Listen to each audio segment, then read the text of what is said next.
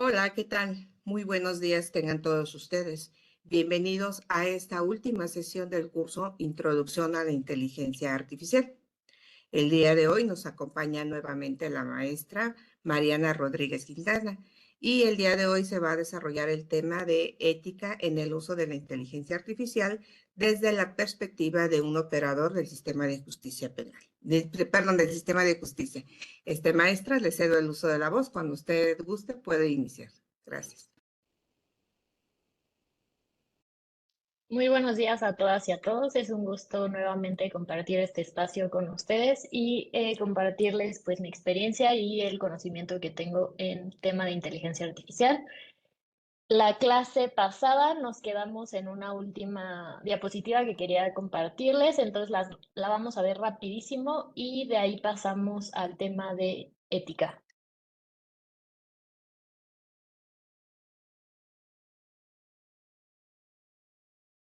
Muy bien, ya les estoy compartiendo mi pantalla. Eh, bueno, quería darles algunas sugerencias y buenas prácticas de como usuarias de sistemas como ChatGPT, cuáles buenas prácticas podemos tomar en cuenta, ¿no? Para hacer un mejor uso de estas herramientas. Como primer punto, ya les pongo a definir claramente cuál es tu objetivo. Antes de usar cualquier herramienta de inteligencia artificial, como por ejemplo ChatGPT, hay que pensar qué quiero lograr con eso, ¿no? O sea, no solo utilizar por utilizarla. Creo que, y por ejemplo es mi caso, de repente nos acostumbramos a usarla y entonces ya quiero usarla para todo, ¿no? Entonces es mucho más útil tener claro qué queremos lograr cuando la consultamos. Les pongo un ejemplo mío. A veces me cuesta mucho empezar a hacer eh, proyectos o algunas tareas que tengo, ¿no? Porque siento que tengo que tener muchos elementos listos antes de empezar, ¿no? Y esto genera de alguna forma procrastinación, que es, pues sí, es muy desfavorecedora para mí. Entonces, yo en ocasiones he usado ChatGPT, ¿no? Para que me ayude a argumentar qué perdería o qué, eh, pues sí, desventajas tendría que yo no haga esa tarea que tengo o ese proyecto en el que estoy involucrada, ¿no? Entonces, ChatGPT, más allá de servir como un amigo, ¿no? Me da una serie de argumentos objetivos, ¿no? De qué es lo que puede pasar, qué es que puedo perder, qué consecuencias puede tener que yo no haga este proyecto o esta tarea. Entonces, digo, no solo podemos usar a ChatGPT, ¿no? Para hacer más fácil nuestro trabajo, lo podemos implementar para otras cosas, pero sí tenemos que tener claro qué queremos lograr a través de esta herramienta. Ay, perdón.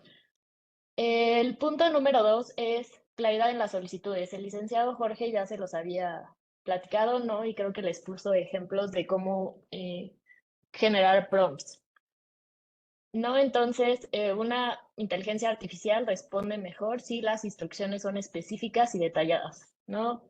Un ejemplo muy sencillo, en lugar de decir, ay, hazme un resumen de esto, podemos dar instrucciones más específicas que nos ayuden a obtener mejores resultados. Por ejemplo, en este caso, resume este texto en 3 puntos claves y el público son personas no expertas en el tema o no técnicas. El tercer punto es verifica y corrobora la información. Como también ya se ha platicado, los sistemas de inteligencia artificial pueden equivocarse o incluso a veces con tal de respondernos, ¿no? Y darnos de alguna forma satisfacción, inventan datos o inventan información, lo que se llama alucinación. Entonces, siempre hay que revisar los resultados que nos da, ¿no? Ver que sean correctos, sean actuales y sean confiables. El cuarto punto es proteger la privacidad y seguridad. Esto implica no compartir información personal, confidencial o sensible en estos sistemas, ¿no? Intentar evitar esto y especialmente si son plataformas abiertas. El 5 es usa la inteligencia artificial de manera ética y contribuye a un uso responsable. Eh, Ejemplos es, por ejemplo, no uses la inteligencia artificial, ¿no? Para copiar tareas, ¿no? O sí te puede ayudar a hacer una tarea, pero no la copies tal cual. O sea, te puede, no sé, igual y ayudar a estructurar cómo puede estar tu documento, te puede ayudar a encontrar referencias, pero no la uses tal cual ni copies lo que te está dando como resultado. No la uses para manipular a otros, por ejemplo, no la uses para difundir desinformación, no sé, no la uses para encontrar eh, algún fin dañino, no sé, que te dé la receta para fabricar algún explosivo, podría ser. El punto número 6 es mantener a un ser humano en el centro. El licenciado Jorge ya había platicado también, Human in the Loop. Aunque la inteligencia artificial nos ayuda para tomar decisiones, no debemos dejar que ésta tome decisiones sin supervisión, ¿no? Siempre hay que supervisar las respuestas que nos da o las decisiones que sugiere antes de implementarlas o usarlas. El número 7 es optimiza tu flujo de trabajo, no lo reemplaces.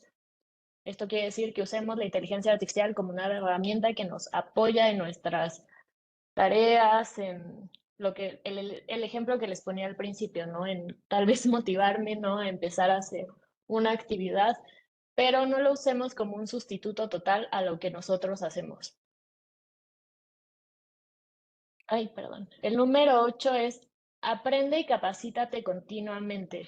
La inteligencia artificial, lo han visto, evoluciona a un paso muy rápido, ¿no? Entonces, una recomendación es que nos capacitemos, experimentemos, ¿no? Y estemos de alguna forma involucrados con cómo va avanzando la tecnología, ¿no? Y esto nos permite entender mejor cómo funciona y cómo podemos sacarle provecho. El quedarnos fuera puede ser una desventaja, ¿no? Es una realidad que la inteligencia artificial ya forma parte de nuestras vidas y sí entiendo que puede dar miedo, que no nos podemos sentir aún no preparados para usarla, pero mi recomendación es que sí la invitemos a la mesa, la experimentemos, nos capacitemos y al experimentarla, ¿no? La entendamos mejor. El siguiente punto es gestionar versiones y registros de uso.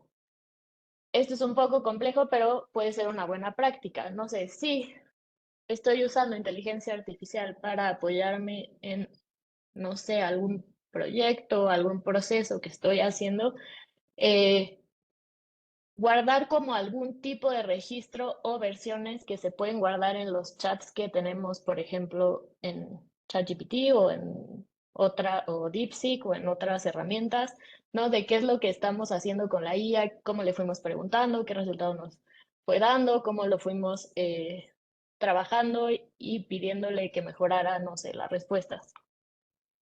Y esto sobre todo es importante, ¿no? Si esta ayuda nos va a servir para tomar decisiones, ¿no? Decisiones importantes y que tienen consecuencias.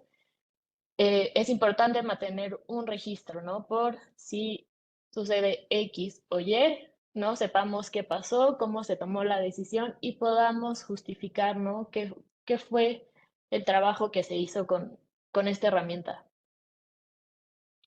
El siguiente punto es ser consciente de los sesgos y limitaciones. Lo habíamos platicado en la clase anterior y también lo habían platicado en la clase de sesgos, ¿no? La IA puede reflejar prejuicios, ¿no? Con los datos que fue entrenada. Si las bases de datos o los datos que usa o la información que usa de inicio ya trae algún tipo de sesgo, ¿no? O prejuicio, este se va a reflejar en lo que nos dé el sistema de inteligencia artificial. No asumir que siempre tienen la razón estas herramientas, sino hay que usarlo con un juicio crítico, ¿no? Y cuestionarnos lo que nos está diciendo.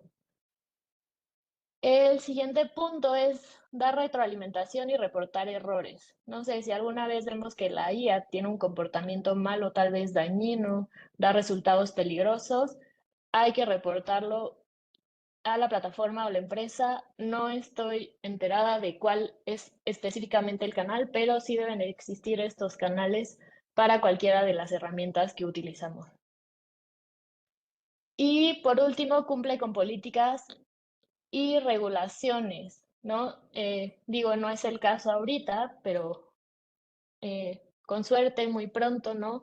Tendremos regulación específica de cómo utilizar inteligencia artificial en nuestro trabajo, en nuestra institución, ¿no? Y entonces debemos alinearlos a la regulación o a la normativa que surja para guiar nuestra aplicación de los sistemas de inteligencia artificial. Entonces, en resumen, ¿no? La IA es una herramienta muy poderosa, pero también es una responsabilidad muy grande. Como persona usuaria, a través de estas buenas prácticas y otras que ustedes puedan descubrir en la práctica o, no sé, en otras referencias, ¿no? Podemos contribuir a que su uso sea más seguro, útil y ético para todos. Entonces, muy bien, ahora sí podemos pasar al tema de ética. Denme un segundo.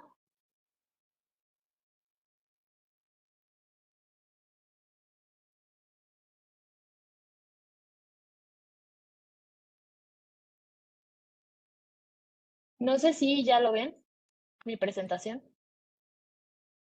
Creo que no, ¿verdad? No, maestra, no se ve.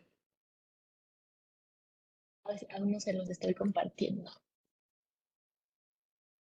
Creo que ahora sí. Sí, gracias. De nada. Muy bien, entonces hoy vamos a hablar de un tema muy bonito, muy complejo, muy extenso, que es ética en el uso de la inteligencia artificial y lo vamos a aterrizar específicamente a la perspectiva de un operador de justicia. Es un tema que me encanta, creo que podría haber un curso solo de esto, de ética en el uso de la IA. Con suerte, en un futuro tendremos esa oportunidad.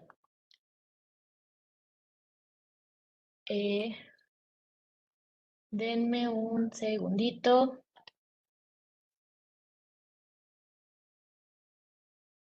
Un segundito nada más, perdón. Entonces, muy bien.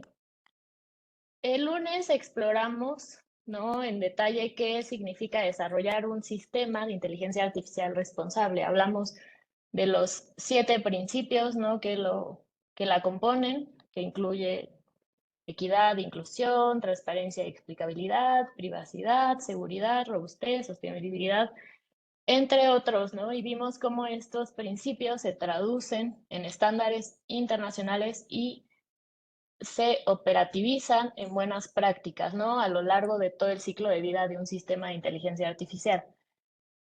Pero bueno, ¿alguna vez se preguntaron por qué se seleccionaron estos principios, ¿no? Y qué fundamentos filosóficos sustentan la idea de equidad o de responsabilidad o de sostenibilidad? Entonces, con nuestra presentación del día de hoy, no sé por qué se ve así. Ya, listo. Vamos a adentrarnos a la dimensión ética. Y con ética yo no solo quiero referirme, ¿no? a estos principios que queremos cumplir, esta lista de principios, sino cómo la ética nos puede servir para evaluar cada decisión, ¿no? Y cuáles son que tomemos y que la inteligencia artificial nos ayude a tomar, ¿no? Y pues sí, cómo evaluar algunos dilemas que pueden surgir, algunos riesgos que podemos identificar, ¿no? Esta sesión no está pensada para expertos técnicos, ¿no? Quiero regresarme un poco más a personas que tomamos decisiones, ¿no? Y decisiones que pueden tener un impacto real, ¿no? En la sociedad.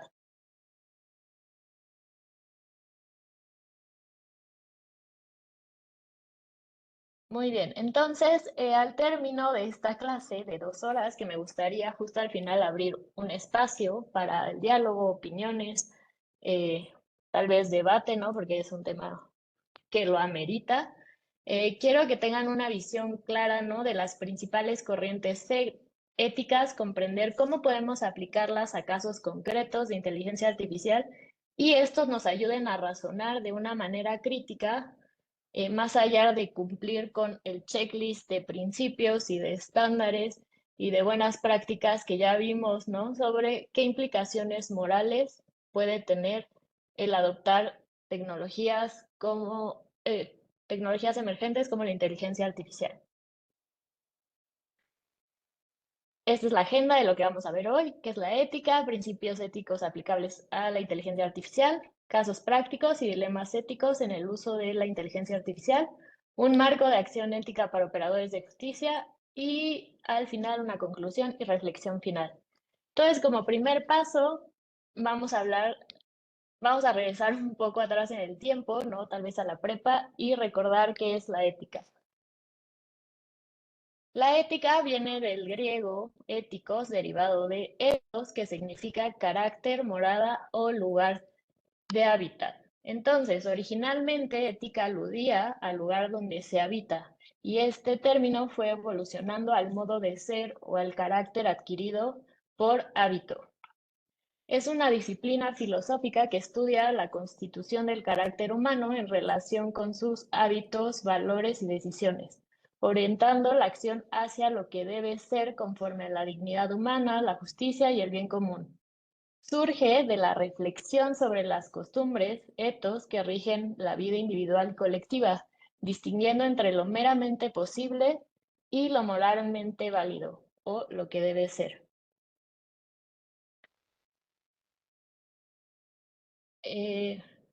Entonces, bueno, si vemos esta definición, sus componentes claves y refiriéndonos en primera posición a Aristóteles, ¿no? Él nos dice que la ética no se ocupa de acciones aisladas, sino de la forma de vida que la sustenta. También tenemos a Kant, ¿no? Que nos dice que lo ético existe superar el ser para alcanzar el deber ser guiado por principios universales.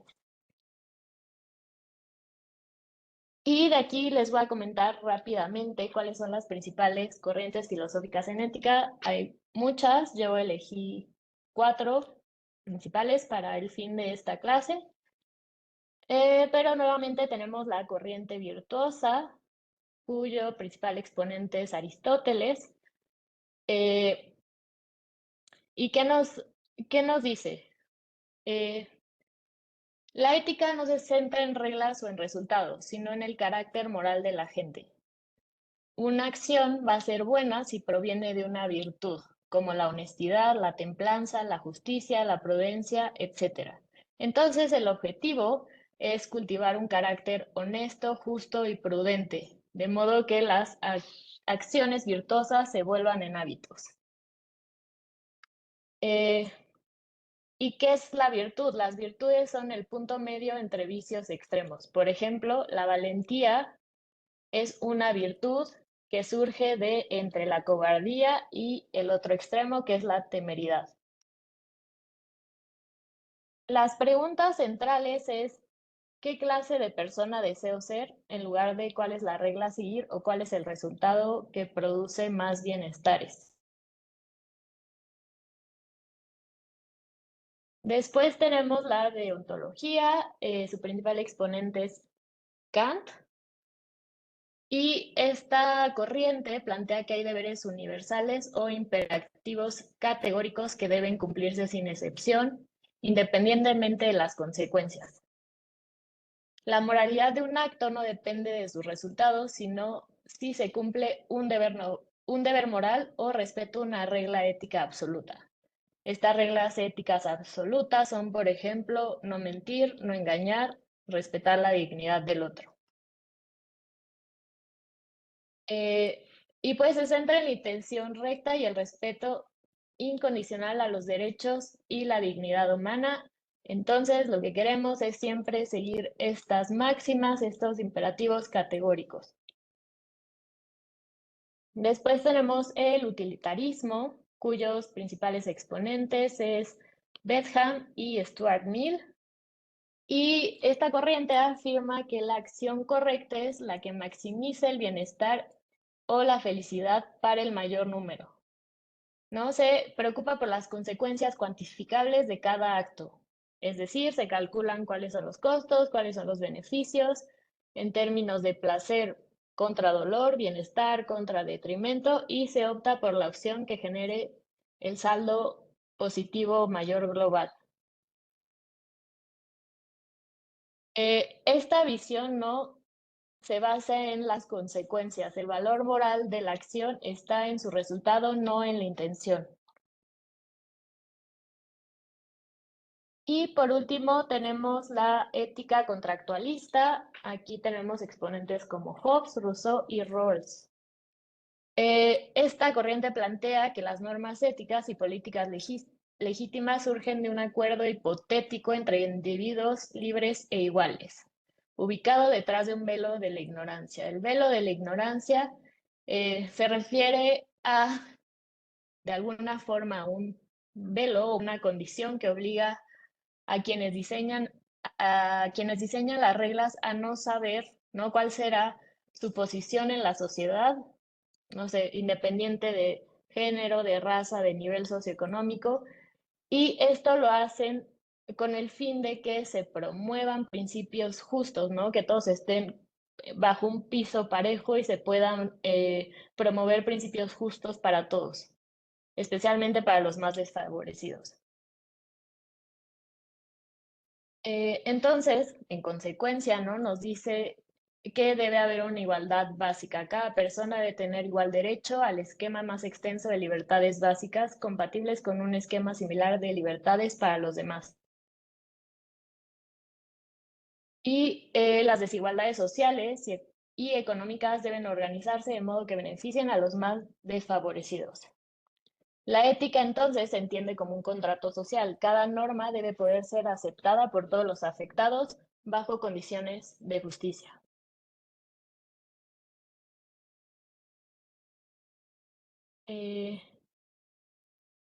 Muy bien, entonces, ¿por qué hicimos este repaso rápido de la ética y por qué es fundamental para inteligencia artificial? La ética no es es un lujo, ¿no? Es un instrumento que nos permite defender derechos fundamentales.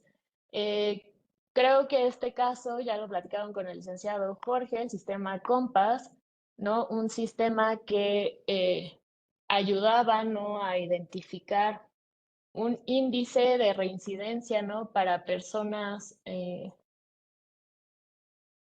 me parece que estaban imputados o estaban bajo algún proceso legal, ¿no? Entonces, les daba un puntaje, ¿no? Y les decía, tiene un nivel bajo, medio, alto de reincidir.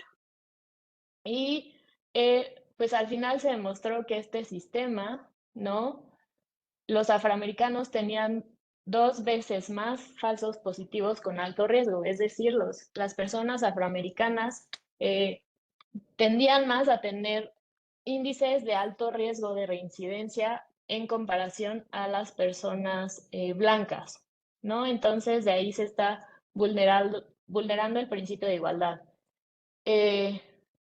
Al final, estos datos, ¿no?, influían en decisiones, lo cual violaba el debido proceso, ¿no? Porque estamos usando datos que están sesgados,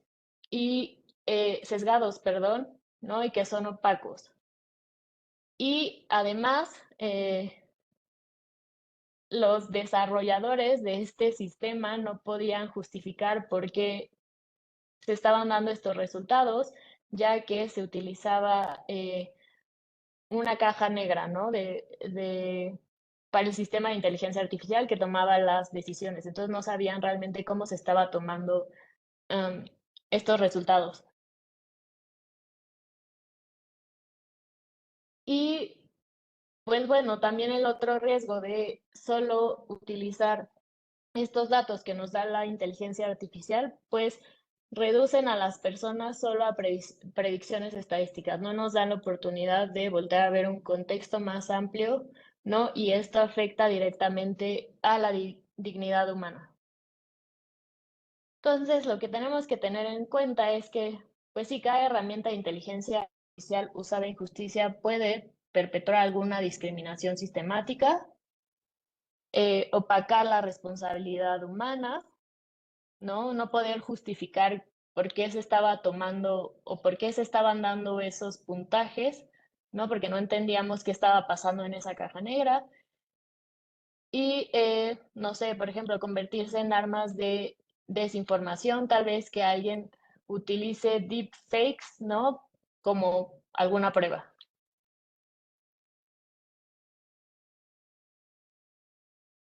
Entonces, muy bien, ahora vamos a pasar a los principios éticos aplicables a la IA.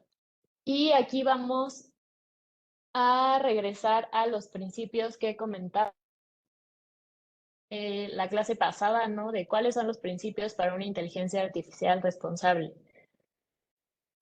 Son 7, aquí los tenemos: equidad e inclusión, respeto a la dignidad humana y beneficio social, responsabilidad y rendición de cuentas, privacidad y protección de datos, transparencia y explicabilidad, seguridad, robustez y confiabilidad, y sostenibilidad.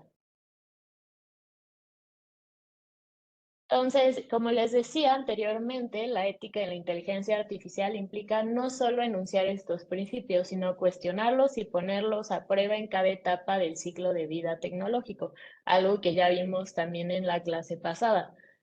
Requiere analizar con rigor los valores que orientan el diseño, la implementación y el despliegue de cualquier sistema, desde la preservación de la dignidad humana hasta la búsqueda de la justicia y el bien común, para garantizar decisiones que sean a la vez responsables, inclusivas y transparentes. Solo así podremos confiar en que la inteligencia artificial no perpetúe desigualdades, respete los derechos fundamentales y contribuya realmente al bienestar social.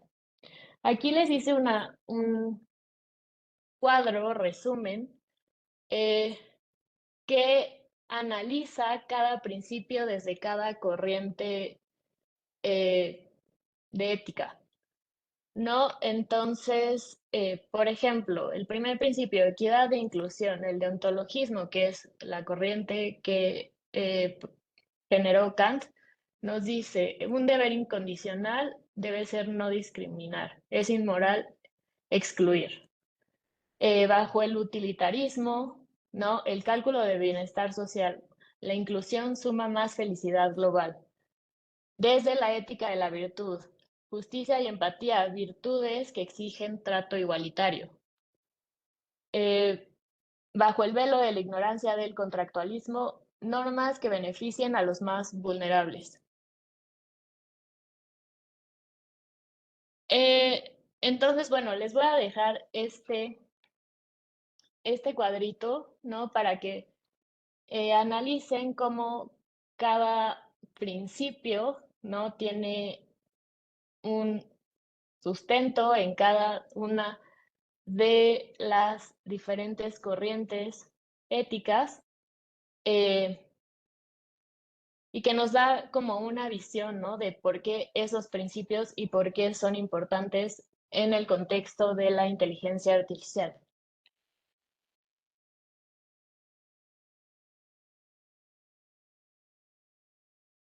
Ahora vamos a hacer ejercicios de reflexión y de análisis, ¿no? Desde el punto de vista ético de algunos casos prácticos y dilemas, ¿no? Que han surgido en el uso de la inteligencia artificial.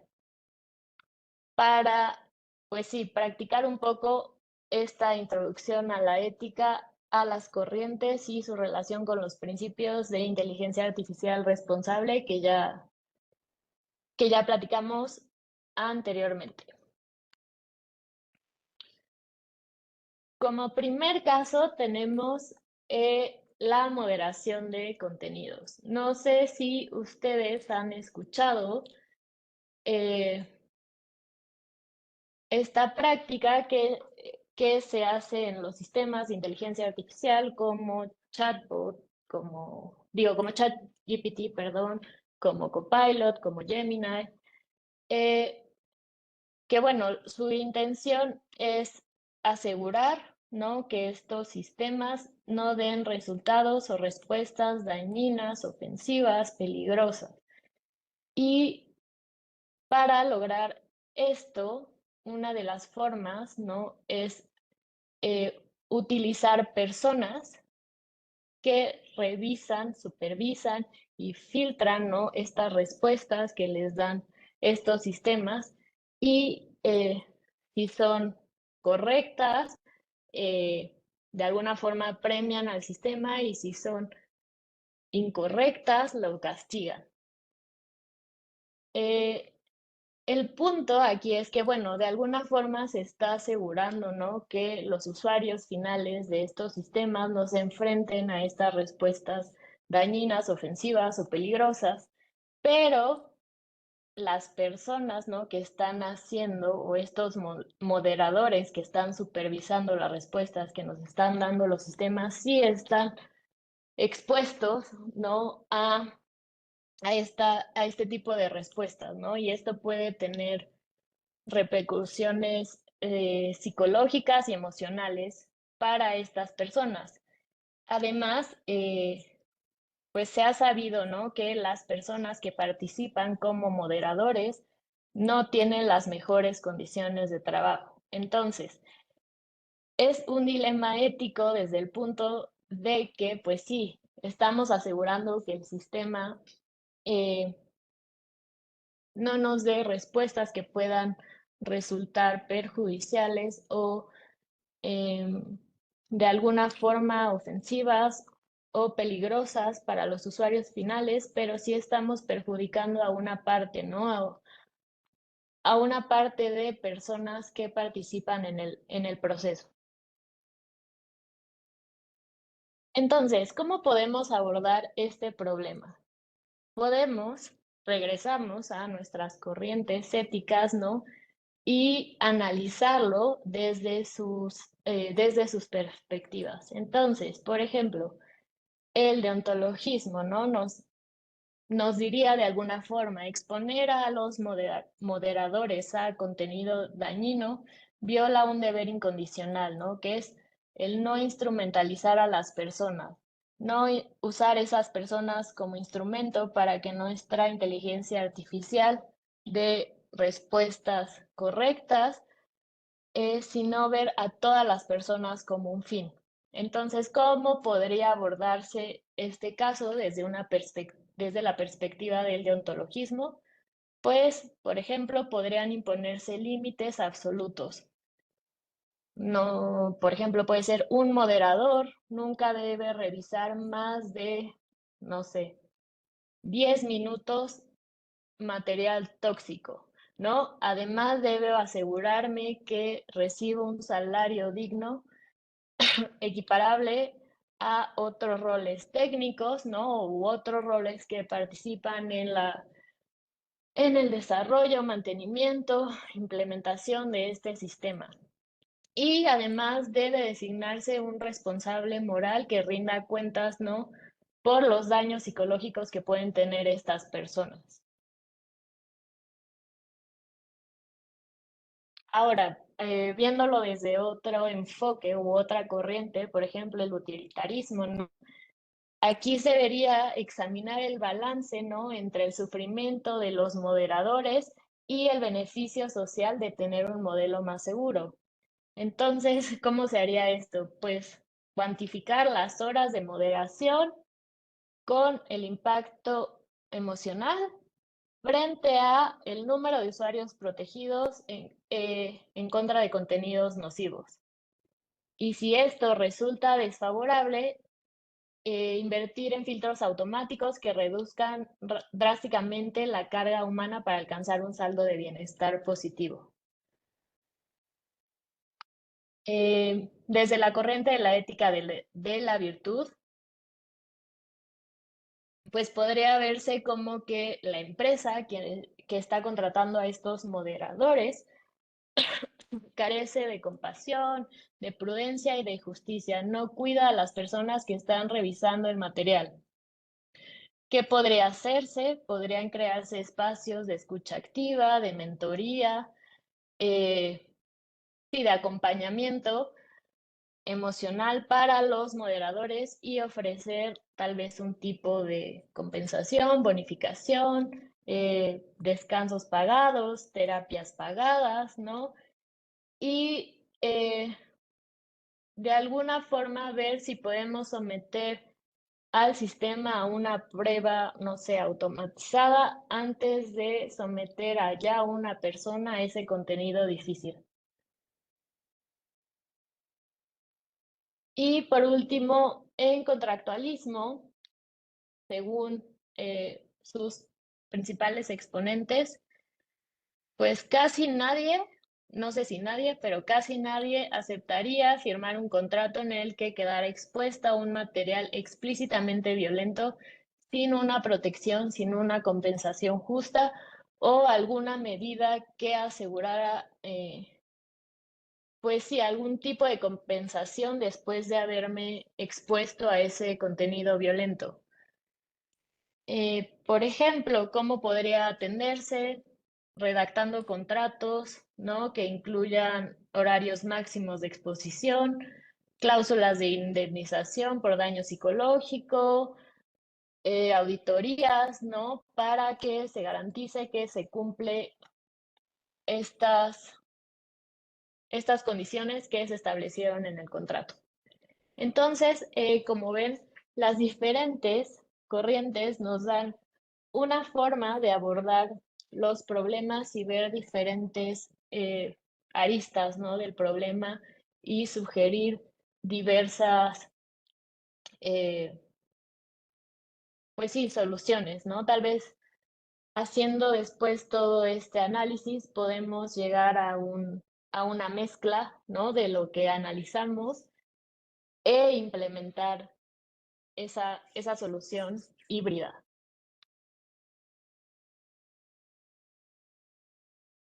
El segundo caso que les pongo es los casos de engaño a chatbots de la IA.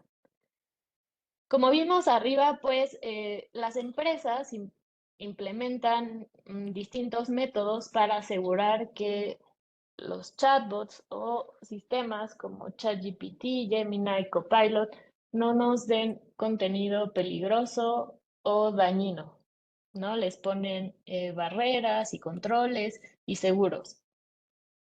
No obstante, hay personas que han descubierto cómo de alguna forma saltarse estas barreras y lograr engañar a los chatbots para que les den este contenido dañino o ofensivo o con fines, pues sí, no sé, perversos. Les voy a poner un ejemplo. Si tú le preguntas, por ejemplo, a ChatGPT, oye, quiero que me des la fórmula para desarrollar un explosivo. ChatGPT te va a decir cómo no es posible. Al menos ChatGPT, creo que versión 4, te va a decir, no es posible.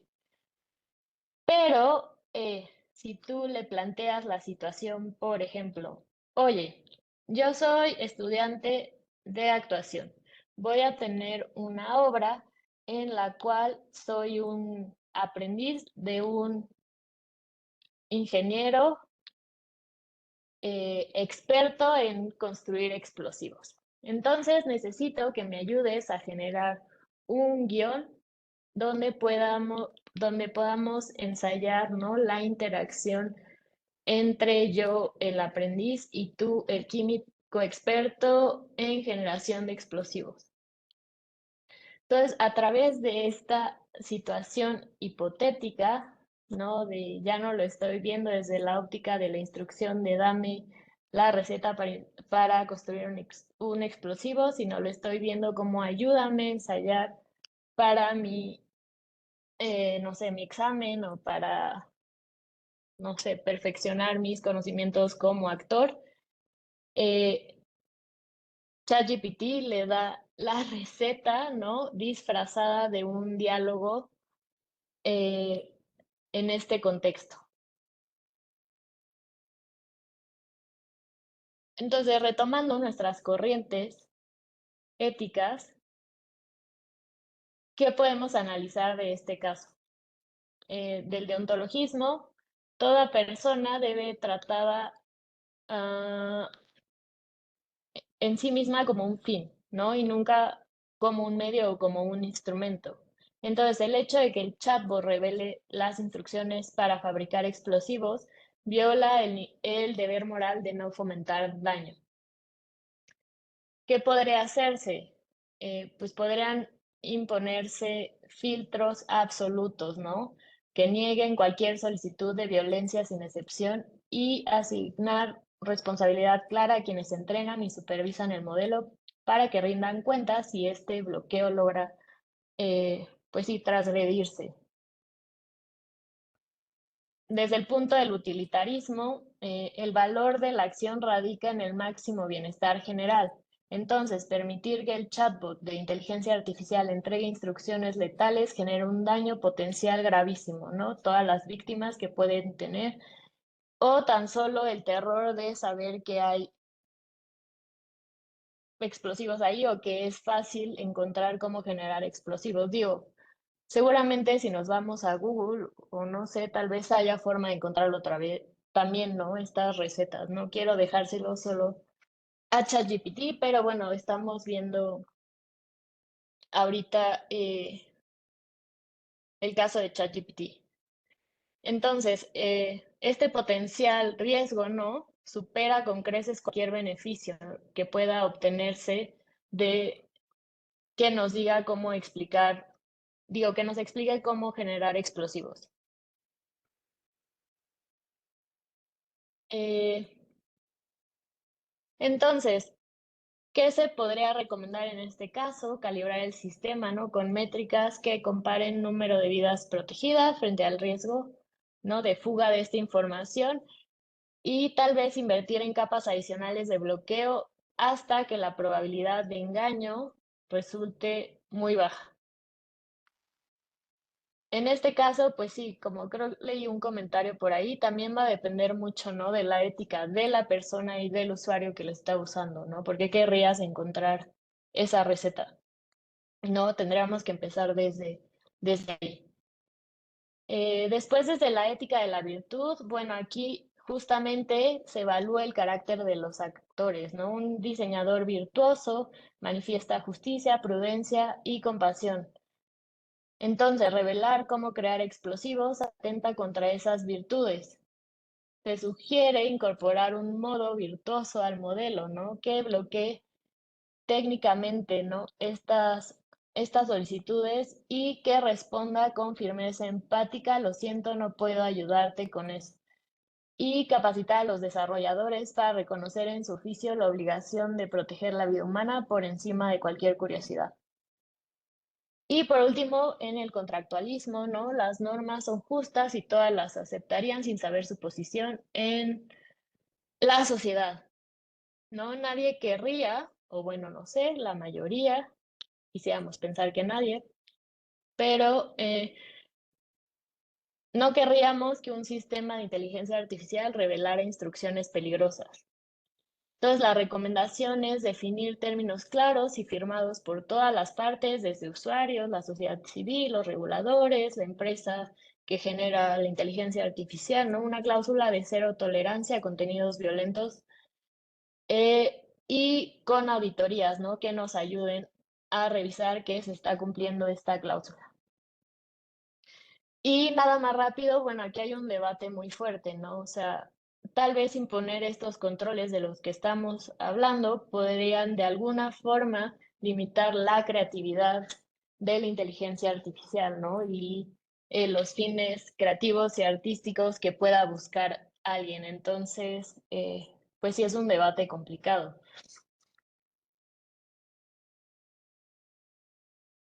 Tenemos otro caso que es los deepfakes para información. No sé, un caso particular, un usuario o un grupo de usuarios que genere, ¿no? Un video de un candidato, puede ser, ¿no?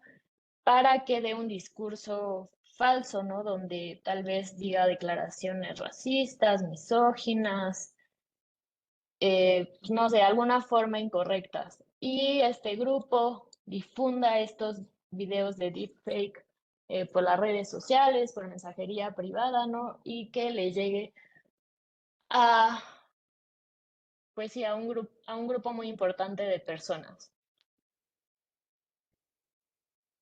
Si analizamos este caso desde las corrientes éticas, el deontologismo en primer lugar nos diría fabricar y difundir un video deepfake violenta un deber incondicional que es el de no engañar, ¿no? Y respetar la autonomía de los votantes. Entonces, ¿cuál es su sugerencia? Prohibir cualquier deepfake que simule una persona real sin su consentimiento. Implementar algoritmos que obliguen a marcar este contenido fue generado por inteligencia artificial para que nosotros podamos saber que no es real, y esto sea antes de permitir que se publique. Digo, me parece bastante complicado y realmente no sé cómo podrían lograr eh, prohibir la generación de deepfakes, pero tal vez sí de alguna forma sea posible implementar, ¿no?, esos etiquetados a los videos que se generen como una advertencia, ¿no?, que es un video generado por inteligencia artificial. Desde el utilitarismo nos dice, si bien un deepfake puede aumentar, ¿no?, el engagement o la interacción, ¿no?, con las personas, el daño social, que es la desinformación masiva y la pérdida de confianza en ese candidato específico, supera con creces cualquier beneficio temporal, que nos sugiere invertir en sistemas automáticos de detección que localicen y retiren deepfakes, tampoco aparezcan, minimizando el malestar colectivo. También sería entonces cuestionarnos cómo podemos lograr estos sistemas automáticos de detección y localización y retiro de deepfakes. También es algo complicado. Desde la ética de la virtud nos dice quienes crean o comparten deepfakes demuestran falta de integridad, honestidad y responsabilidad, socavando la confianza pública. ¿Qué se recomienda? Fomentar en las plataformas y creadores la virtud de la transparencia, exigir a todo generador de contenidos audiovisuales la declaración pública de inteligencia artificial y otorgar recompensas a quienes verifiquen y corrijan información. Eh, También es algo complicado, ¿no?, lograr que las personas que crean estos contenidos se origen por el bien actuar, ¿no?, y la virtud de la transparencia y se comprometan, ¿no?, a no generar este tipo de contenidos, ¿no? Y también cómo implementaríamos un sistema que otorgue recompensas a quienes verifican y corrigen la información. Entonces, sí, son soluciones que se escuchan muy bien, pero que también implican pensar cómo se implementarían. Y por último, el contractualismo nos dice que tras el velo de la ignorancia, nadie, o bueno, quiero pensar que la mayoría, aceptaría un entorno donde su imagen pueda ser falsificada sin permiso, pues vulnera la justicia y la seguridad de todos. Que nos recomienda incluir términos de uso en redes sociales, que me parece que eso ya existe, y portales informativos, y que estos incluyan una cláusula que prohíba la creación o difusión de deepfakes sin autorización explícita del sujeto, con sanciones claras para infractores. Nuevamente, pues sí, lo vamos a dejar a la responsabilidad de las personas, ¿no?, que no generen estos contenidos y además pensar en cómo implementar un sistema, ¿no?, que nos permita identificar y generar sanciones efectivas contra los que infrijan estas cláusulas.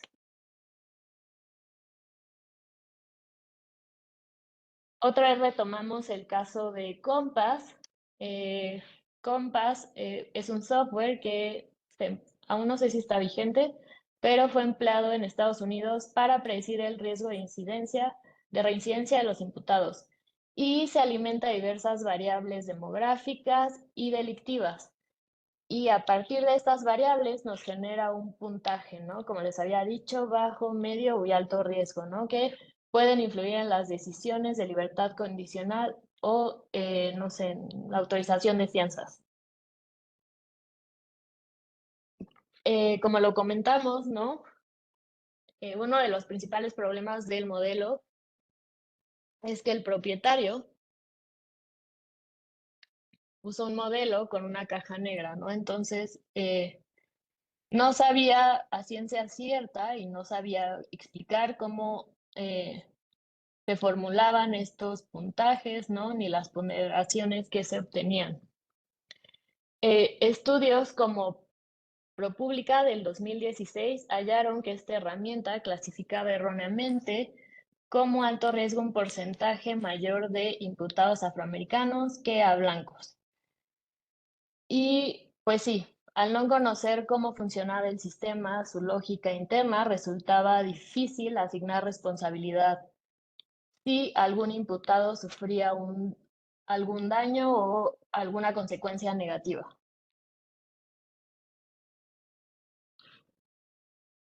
¿Qué nos dicen las corrientes éticas al analizar este problema? El deontologismo nos dice: no puede asumirse como ley moral universal un sistema que decide sobre la libertad de personas mediante un proceso opaco y sesgado. Se debería tratar a alguien como una estadística viola el principio de no usar a la persona como un medio, ¿no? Sino siempre tenemos que tener en cuenta que las personas son el fin. ¿Y qué nos recomienda entonces? Recomienda que Compass debería rechazarse, ¿no? Salvo que se logre que sea transparente, que sus criterios sean explicables para todo y se corrijan los sesgos que se han identificado. De acuerdo con el utilitarismo, nos dice que si bien este software agiliza procesos y homogeniza criterios, el daño, como son los falsos positivos masivos contra afroamericanos y la erosión de confianza en el sistema, probablemente van a superar cualquier ahorro o beneficio social o ventaja por optimización en los procesos. ¿Y qué nos recomienda? Nos dice: solo cabría usar Compass si auditorías independientes demuestran que su adopción disminuye el sufrimiento neto en la práctica. Hasta el momento no se ha evidenciado tal balance positivo. La ética de la virtud nos dice: prudencia, justicia y honestidad deben aplicarse en todo el proceso, es decir, los desarrolladores de este sistema y, no sé, los operadores de justicia que lo utilicen, si son prudentes, deben anticipar los daños que puede tener, se debe asegurar un trato equitativo para todos y se debe asegurar la transparencia en el diseño y en el funcionamiento del sistema. O sea, debemos poder explicar cómo funciona y esta información debe ser comunicada de una forma accesible para todos. Entonces, ¿qué nos sugiere esta corriente? Un juez virtuoso no delegaría en un modelo que no puede verificar. Un desarrollador prudente corregiría sesgos antes de desplegarlo. Y por último, la teoría de la justicia, ¿no? Nos dice: detrás del velo, nadie aceptaría reglas que aplican un modelo discriminatorio.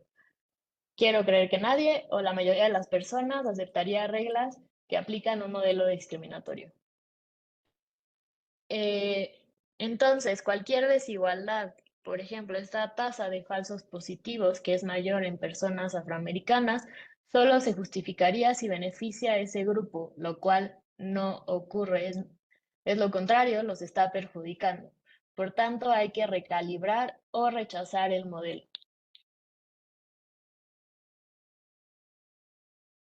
Y nuestro último caso es un chatbot legal que se implementó en Argentina, el asistente BA.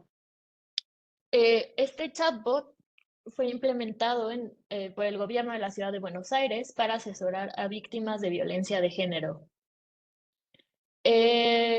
La Defensoría del Pueblo detectó que el chatbot incurría en un 68% de errores al brindar recomendaciones jurídicas a personas usuarias. Por ejemplo, indicaba plazos vencidos, procedimientos equivocados o derechos erróneos.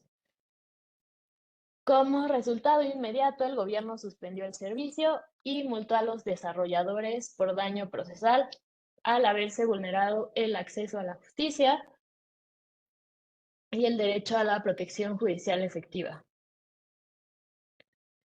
Entonces, de acuerdo con nuestras corrientes éticas, ¿cómo analizamos este caso? De acuerdo con el deontologismo, brindar consejos legales erróneos a víctimas de violencia de género viola el deber incondicional de no mentir ni inducir al error. ¿Qué nos recomendaría entonces? Impedir bajo cualquier circunstancia que el chatbot emita un consejo sin validación humana. Bloquear cualquier consulta sobre cuestiones sensibles hasta que un abogado lo revise. Probablemente a esta herramienta, ¿no?, le faltaba mayor entrenamiento, mayor supervisión de los resultados que estaba dando, y probablemente lo desplegaron antes de que estuvieran seguros que la precisión y, pues sí, la certidumbre de las respuestas que estaba dando era lo suficientemente robusta, ¿no?, para poderlo poner a disposición de las personas usuarias. De acuerdo con el utilitarismo, ¿no?, nos diría el supuesto beneficio de atender más rápido a las víctimas quedaría anulado por el daño masivo, que es un muy alto porcentaje de errores, el 68%, ¿no? Y esto perjudica el acceso a la justicia y provoca perjuicios procesales, perdón. Entonces, ¿qué nos recomendaría? Medir el balance entre vidas protegidas y daño procesal.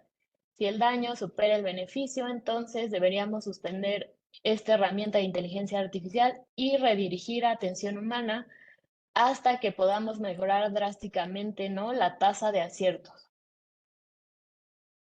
La ética de la virtud, que nos dice, la organización demostró falta de prudencia y compasión al poner en circulación un prototipo mal probado, descuidando la integridad de las personas usuarias. ¿Qué nos recomendaría? Promover la virtud de la diligencia, incorporar abogados de guardia que revisen cada respuesta y asegurar un acompañamiento empático para las víctimas. Por último, el contractualismo nos dice, tras el velo de la ignorancia, nadie consentiría depender de un bot que puede inducir a error en materia tan delicada como es violencia de género. Recomendación, nos dice, se podría firmar un acuerdo público entre el gobierno, la defensoría y las organizaciones no gubernamentales que establezca cláusulas de cero tolerancia a errores y garanticen el derecho no a apelación o revisión de las respuestas que nos dieron y que afectaron a ciertas personas. Entonces, muy bien, ya revisamos estos 5 casos prácticos, ¿no?, de dilemas en el uso de inteligencia artificial, y lo hicimos a través de nuestras corrientes éticas.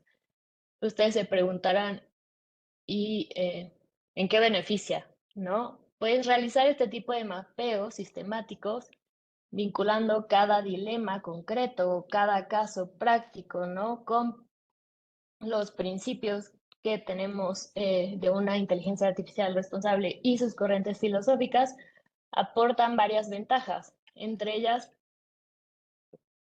visibilizar tensiones ocultas, ¿no? Desglosamos el problema según las diferentes corrientes y de acuerdo a su visión, y vemos cómo cada una incide, ¿no?, sobre diferentes principios, y descubrimos, ¿no?, conflictos que podrían permanecer latentes.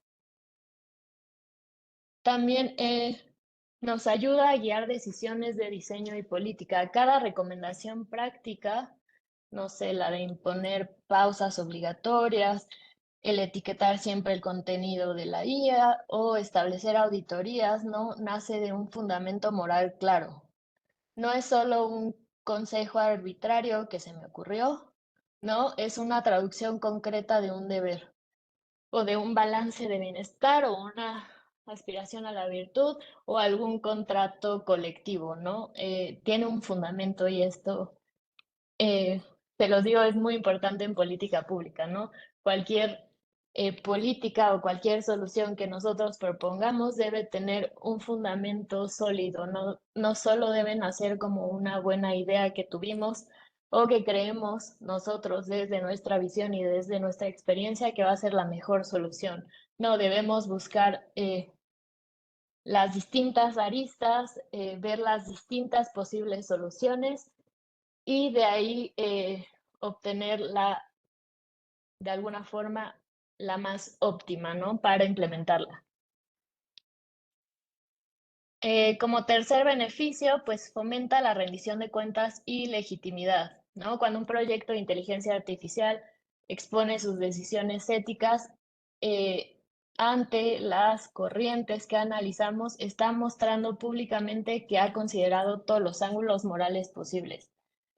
Y esto al final pues va a ser benéfico para legitimar, ¿no? Para legitimarnos frente a los usuarios y supervisores y críticos, ¿no? Si algo sale mal,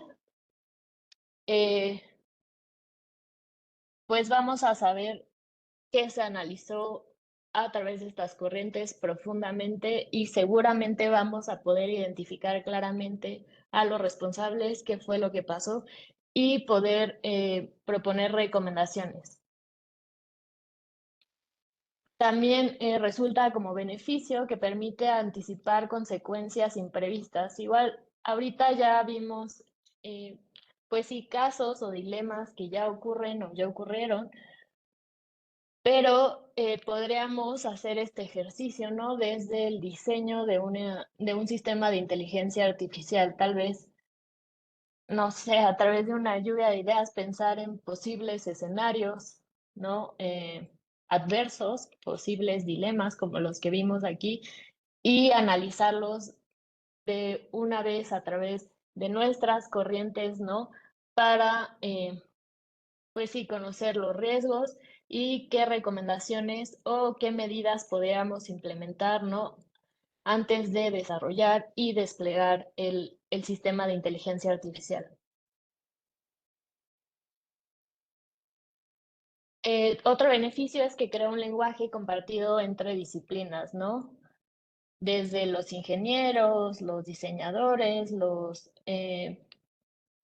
los gerentes de los proyectos, los filósofos, no tener una forma de colaborar y de entendernos todos, ¿no? Generalmente cada uno se queda en su ámbito y habla de lo que él hace, ¿no? Pero este tipo de ejercicios nos ayuda a comunicarnos todos, ¿no? Y ver desde un mismo cuadro cuáles son los problemas de inteligencia artificial que podemos encontrar eh, y cuáles recomendaciones podemos proponer, ¿no? Para mitigarlos, para evitarlos, para prevenirlos. Y por último, pues una de las ventajas es que fomenta la formación ética continua. Hacer estos análisis de forma periódica se convierte en un ejercicio de aprendizaje colectivo. Pues sí, si lo convertimos en un hábito, cada equipo, ¿no? Adopta este ejercicio de aprendizaje colectivo, lo interioriza, ¿no? Y puede realizar sus propios análisis, ¿no? Dejando muchas personas de ver a la ética como una lista de principios, ¿no? Que ahí están y que de alguna forma se tienen que incorporar a los sistemas de inteligencia artificial, sino como unas directrices y unas guías rectoras, ¿no? Que nos ayudan a reflexionar sobre la situación, sobre las distintas situaciones y nos pueden ayudar a encontrar mejores soluciones y mejores acciones para evitar riesgos o consecuencias negativas, ¿no? Para la sociedad.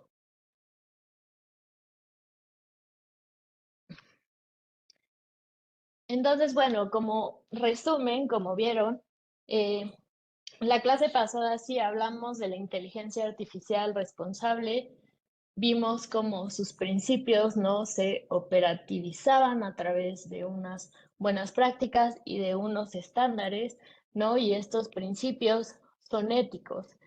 Y en esta clase vimos cómo la ética no solo nos sirvió para definir esos principios, ¿no? Esos principios que debe respetar cada sistema de inteligencia artificial, sino nos pueden ayudar a, pues sí, reflexionar y acercarnos a cada caso específico, ¿no?, que enfrentemos con el uso y aplicación de estos sistemas de inteligencia artificial. O sea, la ética al final tiene que ser parte de todo el ciclo y se debe abordar de forma holística.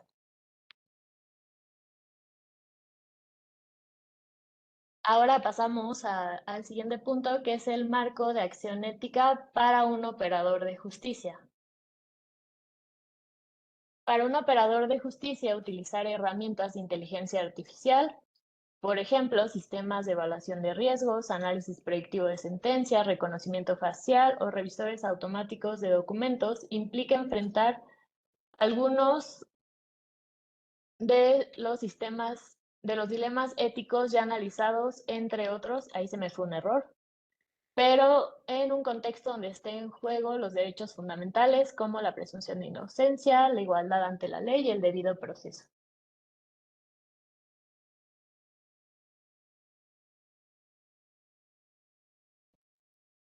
Entonces, nuevamente, yo vuelvo a recurrir a mis corrientes filosóficas que vimos desde un principio y la retomo para poner unos ejemplos eh, simples de cómo podrían, pues sí, aplicarlas, ¿no?, a lo que hace un operador de justicia. Por ejemplo, el deontologismo, ¿no?, tiene la visión que ya hemos comentado. Nadie, ninguna persona se convierte en un medio de un experimento. Cada, cada persona es un fin en sí y entonces cada persona merece un juicio humano. Aplicación práctica, por ejemplo, si se emplea un sistema como un bot básico, siempre hay que revisar manualmente la respuesta y no delegar las decisiones finales a la inteligencia artificial. Sí, nos pueden ayudar en nuestra labor, pero no debemos dejar ninguna decisión final ni ninguna respuesta final a los sistemas de inteligencia artificial. Desde la corriente del utilitarismo, ¿no?, el valor de la inteligencia artificial radica en mejorar la eficiencia sin perjudicar injustamente a alguien. Antes de usar cualquier herramienta de inteligencia artificial, comparar, por ejemplo, el tiempo ahorrado versus el riesgo de errores. Es decir, voy a comparar si me ayuda, no sé, a hacer X tarea mucho más rápido, pero el confiar en este sistema y que me ayude en esa tarea, podría,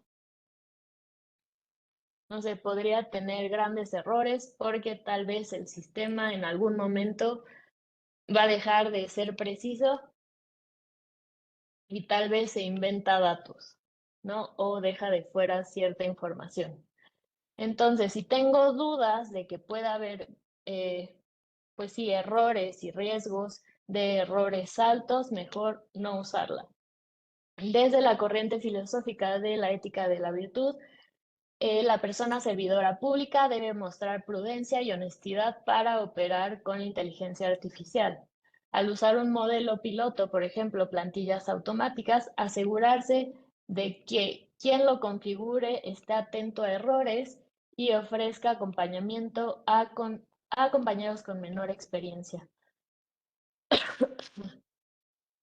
Es decir, pues sí, si nosotros al utilizar, no sé, un modelo de un piloto de un sistema, nos encontramos con errores o detectamos, no sé, alguna falla o algún resultado perjudicial, perdón, asegurarnos tener el contacto y la retroalimentación de las personas que lo desarrollan y lo configuran, ¿no?, para redimir estos errores, prevenir posibles riesgos y que siempre nos acompañen, ¿no?, en el uso de estas herramientas. Desde la corriente filosófica de contractualismo, ninguno aceptaría un sistema que dé ventaja a unos pocos. Quiero creer que nadie, pero la mayoría aceptaría un sistema que dé ventaja a unos pocos. Las reglas deben ser transparentes. Y esto que implica, por ejemplo, establecer por escrito en acuerdos internos simples que todo uso de inteligencia artificial, aquí puse básica, pero puede ser cualquier inteligencia artificial, por ejemplo, para preseleccionar expedientes, no sé si queremos que nos digan cuáles requieren una atención más urgente frente a otros. Requiere consentimiento, ¿no? De, por ejemplo, el área jurídica o áreas pues involucradas en el proceso y una revisión manual. Y ahora yo les propongo un marco de acción que pueden tomar. No sé si a estas alturas lo podemos tomar ya fielmente porque aún falta, pues sí, estamos empezando a utilizar estos sistemas de inteligencia artificial y aún no es una práctica en sí establecida dentro del consejo, pero podemos ir tomando en cuenta este marco de acción, ¿no? Para el momento en que empecemos a incorporar realmente los sistemas de inteligencia artificial a nuestras labores y nuestras funciones. Como primer punto, es una evaluación previa que coincide también con lo que habíamos visto, ¿no? De las mejores prácticas que tenemos que seguir en el ciclo de vida de un sistema de inteligencia artificial. Es una evaluación previa, una evaluación de impacto, ¿no? Pues sí, revisar los posibles impactos que pueda tener el usar o implementar un sistema de inteligencia artificial en nuestras funciones, ¿no? Y esto implicaría, no sé cuál sea el sistema, ¿no? Si vamos a usar ciertos datos, revisar si estos datos contienen sesgos, si respeta la privacidad y la protección de datos personales, si el sistema que vamos a utilizar, ¿no? Es explicable y nos puede dar a entender cómo es que funciona, cómo llega a sus resultados o cómo llega a sus respuestas y los posibles riesgos que pueden surgir de nosotros adoptar estos sistemas de inteligencia artificial. Como segundo punto, si ya decidimos implementar algún sistema de inteligencia artificial o usarlo, establecer auditorías periódicas de equidad. Aquí pongo cada 6 meses, pero no lo sé, podrán ser 3, podrán ser anual, dependerá, ¿no? De que en su momento se defina, ¿no? El periodo óptimo para realizar estas auditorías, pero el punto principal es revisar si los sistemas de inteligencia artificial que estamos utilizando discriminan a algún grupo, ¿no? O algún grupo, alguna sección de la sociedad.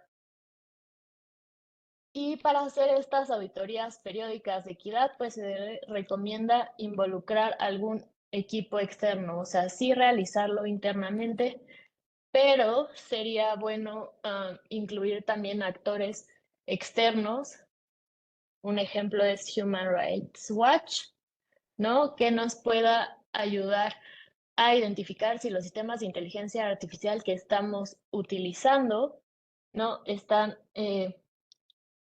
generando alguna discriminación. Como tercer punto, implementar protocolos de transparencia y explicación. Si vamos a implementar un sistema de inteligencia artificial, deberíamos poder ser capaces, ¿no? De tener un resumen comprensible del sistema, al menos poder decir cómo funciona, qué limitaciones tiene, qué tipo de datos utiliza. Y también implicaría habilitar mecanismos de preguntas para aclaraciones, ¿no? Diseñar algún mecanismo o alguna herramienta, ¿no? Para que se puedan hacer preguntas, tanto técnicas como no técnicas, importantes. Ay, perdón. El cuarto punto es registro de decisiones a través de bitácoras. ¿Y qué es lo que queremos saber? Pues implementamos un sistema de inteligencia artificial, ¿no? Y los resultados que nos dio o, no sé, las decisiones que nos ayudó a tomar, ¿no? Queremos registrar estas acciones en alguna bitácora o en algún documento, ¿no? Entonces,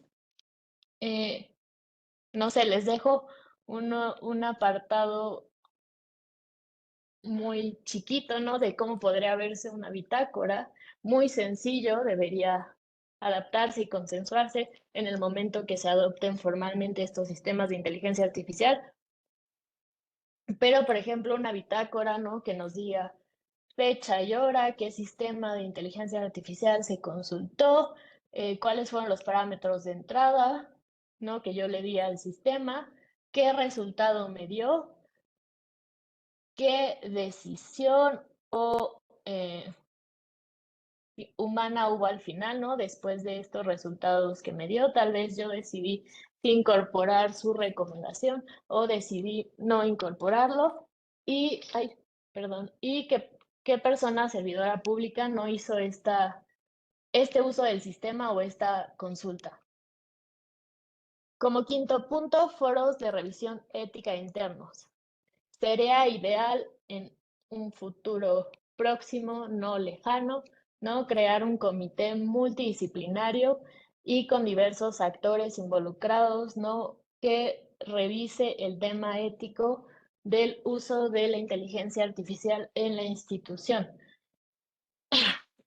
Y este comité pues tendría la función de reunirse periódicamente para revisar casos específicos, para implementar y actualizar protocolos, para homologar criterios, para, por ejemplo, algo que creo que debe pasar también en un futuro próximo, complementar nuestro código de ética del Poder Judicial, ¿no? Con una sección que hable justo del uso de la inteligencia artificial.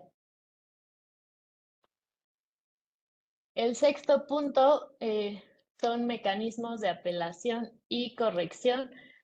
No sé, tal vez si usamos un sistema de inteligencia artificial que nos apoyó en alguna decisión o, no sé, o que tuvo injerencia en, no sé, tal vez en alguna sentencia, no sé, es algo futuro, ¿no? Que hay un protocolo de apelación rápida o revisión rápida si la persona afectada o cualquiera detecta que hubo sesgos o algún error. Y más o menos cómo funcionaría este protocolo, muy sencillo. Se suspende, ¿no? El uso de esa herramienta, se pasa a una revisión humana, ¿no? Que debe idealmente tener algún resultado en 48 horas y bueno, se corrige, ¿no? Si hubo sesgo o error y se informa cómo se corrigió este error o sesgo. Y como último punto, la capacitación continua es muy importante. Todos como operadores de justicia y todos en el consejo debemos capacitarnos continuamente, no solo en ética en el uso de la inteligencia artificial, pues sí, también qué nuevas tecnologías hay, cómo podemos aprovecharlas, o sea, una capacitación que no debe ser muy técnica, ¿no? Pero que sí nos ayude a estar actualizados de cómo está evolucionando, ¿no? La inteligencia artificial, qué son las nuevas herramientas que nos está ofreciendo y también que nos ayude, como lo hicimos hoy, a analizar, pues sí, la implicación ética de la inteligencia artificial. Aquí hago un ejercicio similar al que hice en este cuadrito, ¿no? Pero ahora desde la perspectiva de los principios de la inteligencia artificial responsable. La clase anterior lo vimos aterrizado al ciclo de vida del sistema de inteligencia artificial, entonces va a estar bastante relacionado, pero aquí pongo acciones recomendadas concretas para un operador de justicia, ¿no? Entonces, para el principio de equidad de inclusión, la acción recomendada es, no sé, si vas a usar un sistema de inteligencia artificial que requiera ciertas bases de datos, sería bueno revisar si los datos históricos revelan sesgos por género, zona o etnia, ¿no? Y si detectamos alguna desigualdad, hay que restringir el uso de este sistema o ajustar este uso. Para el principio de dignidad y bien común, le repito nuevamente, nunca delegar la decisión final a la inteligencia artificial. Es necesario la revisión humana y esta revisión humana incorpora, ¿no?, tomar en cuenta un mayor contexto como son factores personales, no sé, familia, empleo, salud, ¿no? Entonces, no dejar a la inteligencia artificial la decisión final, nosotros revisarla y tomar en cuenta todos estos factores, ¿no? Aunque la inteligencia artificial nos diga, toma el camino A, si nosotros después de revisarla y tomar en cuenta todo este contexto y todos estos factores, no decimos que lo óptimo es la opción B, conservar esa opción B. Para el principio de responsabilidad y rendición de cuentas, por ejemplo, no sé, tal vez si en algún futuro, en algún caso o en algún asunto se usa un sistema de inteligencia artificial, sería bueno registrar en el expediente o de alguna forma generar documentación si se consultó a algún sistema de inteligencia artificial y si su sugerencia, recomendación, la tomamos en cuenta y la incorporamos y justificar por qué sí la tomamos en cuenta o no la tomamos en cuenta y conservar esa anotación, no sé, para cualquier auditoría, para apelación o tan solo como una buena práctica. Para privacidad y protección de datos, como ya lo hemos comentado, hay que resguardar datos personales y si es el caso que estos datos personales se usen para un sistema de inteligencia artificial, no sé, del Poder Judicial en un futuro, informar a las personas, ¿no?, que su información podría usarse y habilitar un canal de queja, ¿no?, o de no estoy de acuerdo con eso. Transparencia y explicabilidad, pues siempre estar preparados para explicar, no sé, tal vez en una audiencia o en cualquier momento, si usamos un sistema de inteligencia artificial para un asunto o para nuestras funciones, ¿no? Y como les decía, si se usó, por qué se aceptó, se rechazó la respuesta o la sugerencia de la inteligencia artificial y idealmente incluir una sencilla explicación que enumere los factores principales que la inteligencia artificial tomó en cuenta para tomar esa decisión. Seguridad y confiabilidad. Si se detecta que la inteligencia artificial comete errores frecuentes, no sé, sus resultados son erráticos, que suspendamos su uso, ¿no?, hasta reevaluar, ¿no?, la utilidad y si se puede corregir esos errores que está ocasionando. Y pues preferir herramientas avaladas por instituciones académicas o gubernamentales, ¿no? Y que idealmente estas herramientas avaladas puedan publicar índices de aciertos y errores.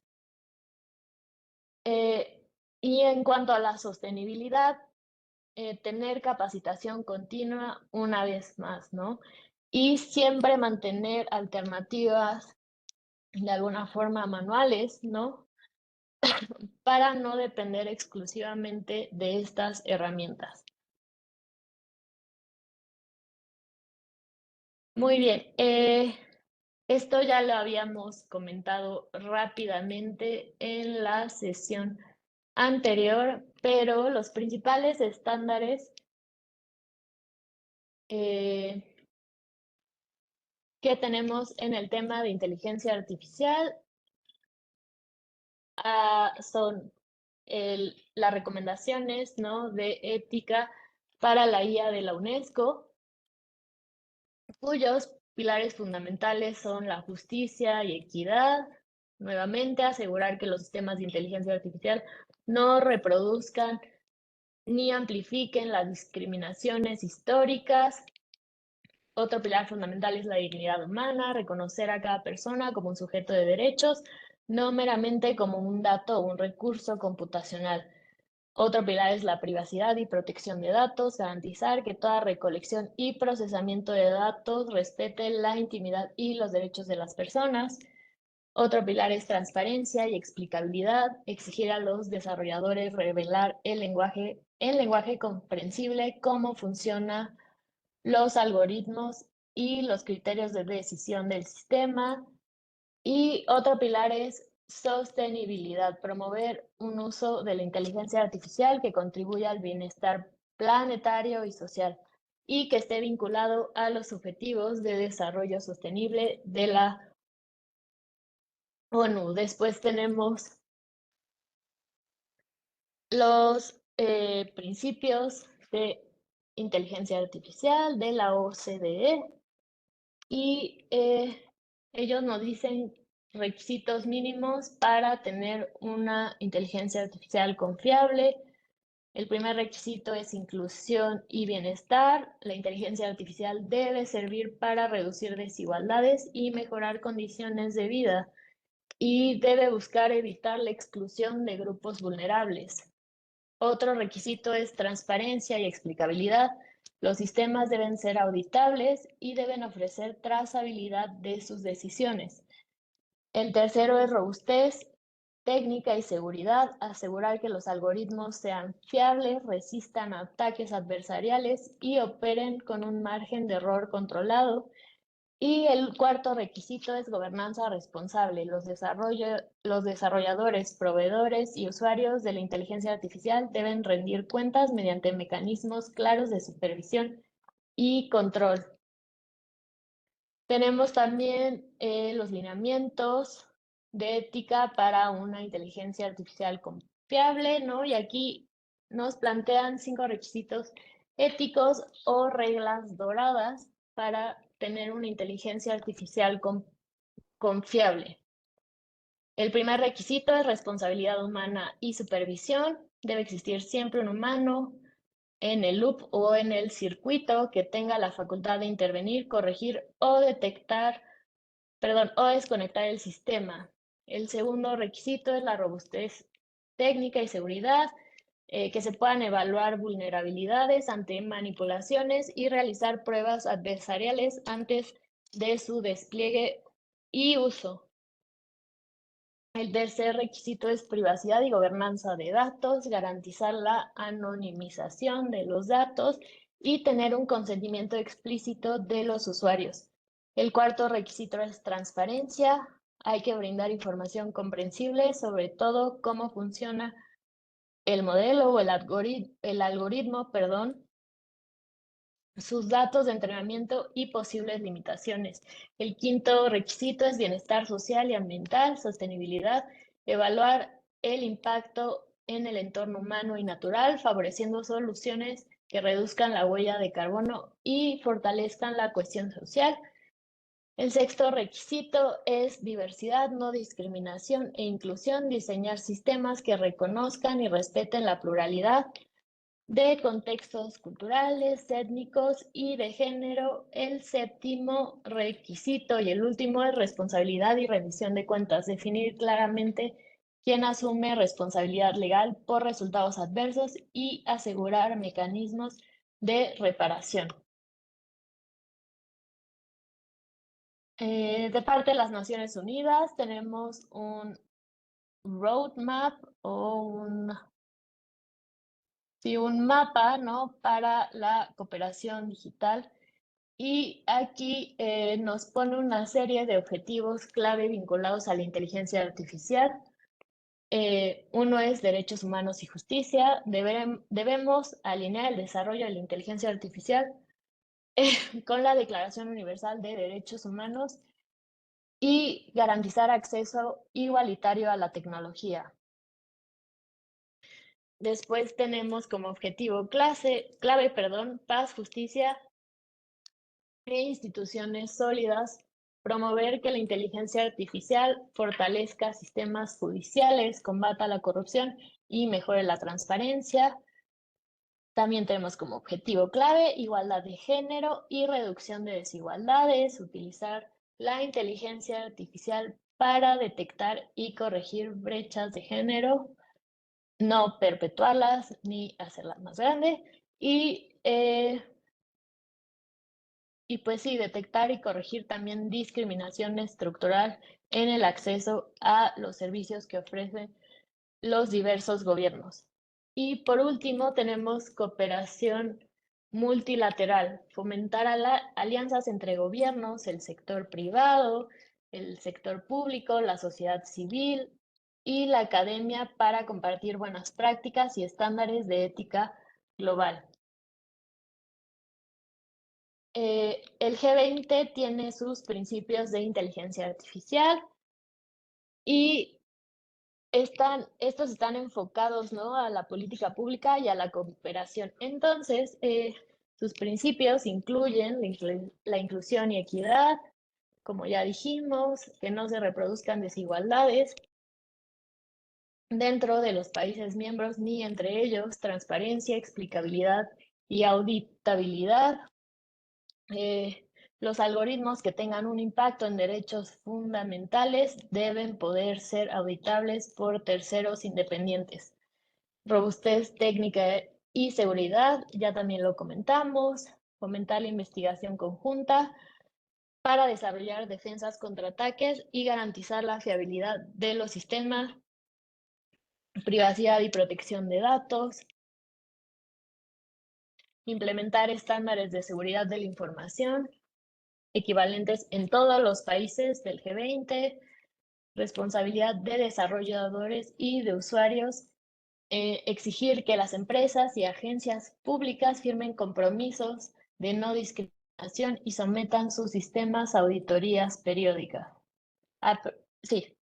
Y bienestar colectivo y sostenibilidad, evaluar el impacto ecológico de la inteligencia artificial, el consumo energético de centros de datos y también, como lo platicó el licenciado Jorge Montiel, el uso de recursos como agua potable y su rol en la promoción del empleo decente. Y por último, tenemos la Carta Ética de IA para Justicia en Latinoamérica del CELAC. Se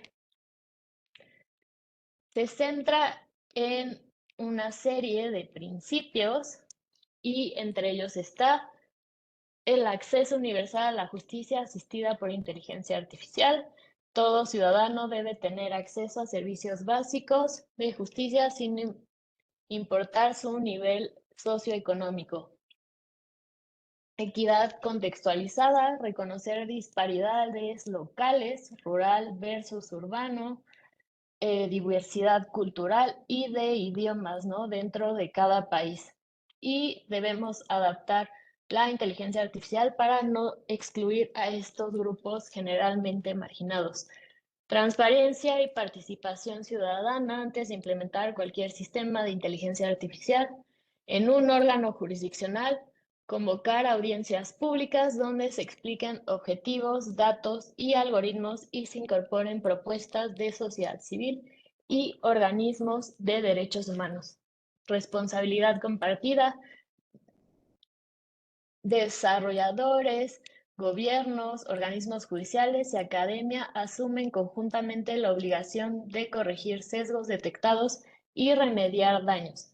Sostenibilidad regional, priorizar soluciones que consuman menos recursos, por ejemplo, plataformas ligeras, modelos de código abierto, y fomentar la investigación local para no depender de licencias costosas de proveedores extranjeros. Entonces, en síntesis, a nivel global existe un consenso, ¿no?, en torno a los 7 ejes que ya habíamos platicado de la inteligencia artificial responsable. Si lo recuerdan, es equidad e inclusión, dignidad y derechos, privacidad y protección de datos, transparencia y explicabilidad, robustez técnica y seguridad, responsabilidad y rendición de cuentas, sostenibilidad. Y pues sí, cada organismo profundiza estos 7 ejes según su mandato.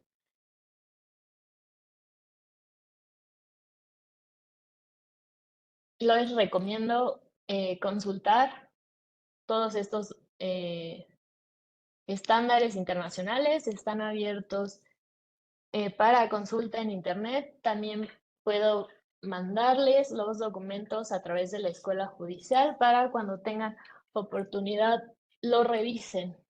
En este momento se escuchan bastante, bueno, no bastante, pero de alguna forma lejos, ¿no? Porque para empezar, pues en México aún nos falta bastante regulación, ¿no? Y orientación a nivel nacional, ¿no? Para poder después incorporar de alguna forma todos estos estándares que nos están diciendo, pero con suerte, ¿no? Tendremos un avance importante próximamente. Y bueno, voy a dar algunas reflexiones finales para que tengamos oportunidad de abrir un espacio, ¿no? Para el diálogo, para dudas y para opiniones. Reflexiones finales. La ética en la inteligencia artificial va más allá de buenos deseos. Como les dije en un principio, no basta con enumerar principios, es indispensable cuestionarlos y aplicarlos en cada paso. Esto significa que cada recomendación algorítmica debe pasar por filtros de equidad, dignidad, transparencia y responsabilidad antes de influir decisiones. Los dilemas que vimos y los casos prácticos muestran riesgos reales. Desde la moderación de contenido que vimos en el caso número 1, pasando por cómo podemos engañar a los chatbots, cómo se puede usar los deepfakes, hasta el caso de Compass. Casi ningún uso de la inteligencia artificial está libre de tensiones éticas. Cada caso exigió que nos pusiéramos unos lentes filosóficos, ¿no? Que retomáramos estas 4 corrientes filosóficas y éticas y para que pudiéramos identificar puntos ciegos y generar propuestas de corrección. Otra reflexión es que un operador de justicia tiene una responsabilidad única, derechos como el acceso a la justicia, la presunción de inocencia, la igualdad ante la ley y el debido proceso se pueden poner en juego cada vez que se consulta un modelo. Debemos asegurarnos que la inteligencia artificial sea una herramienta que respete y refuerce estos derechos, no un atajo que los debilite. Ok, les pongo 2 libros que también les voy a pasar las referencias que me resultaron bastante interesantes porque justo discuten el tema de inteligencia artificial y ética. Y 2 reflexiones importantes que aprendí de estos 2 libros son, el primer libro es Cointelligence de Ethan Mollick. No sé si está en español, quiero creer que sí, pero de todas maneras les dejo la referencia. Él nos dice que la mejora de sistemas de inteligencia artificial, sobre todo en el ámbito de justicia, ¿no? Debe surgir de la colaboración entre jueces, litigantes, peritos, sociedad civil, comunidad, desarrolladores, ¿no? Todos aportan a las correcciones y se deben hacer estas colaboraciones a través de talleres periódicos. Por eso el cointelligence, ¿no? El pensar en que los diferentes actores, ¿no? Involucrados, que son diversos, deben colaborar. Si pongo me pidieron ahí está. Bueno, si no, de todas maneras van a tener la presentación, ¿no? Para que puedan consultarla si no pudieron tener la información ahorita. Entonces, como les decía, todos los actores involucrados deben participar, ¿no? En las mejoras de los sistemas de inteligencia artificial. Aquí estaba. Y él nos dice, debemos romper de esta forma las cámaras de eco, ¿no? Las cámaras de eco en cuanto, como no sé si les ha pasado tal vez en áreas administrativas o con sus equipos, al trabajar siempre con las mismas personas o con personas con tu perfil similar, como que se refuerza nuestras opiniones, nuestros puntos de vista, ¿no? Entonces lo que se quiere es romper estas cámaras de eco al lograr otros puntos de vista, ¿no?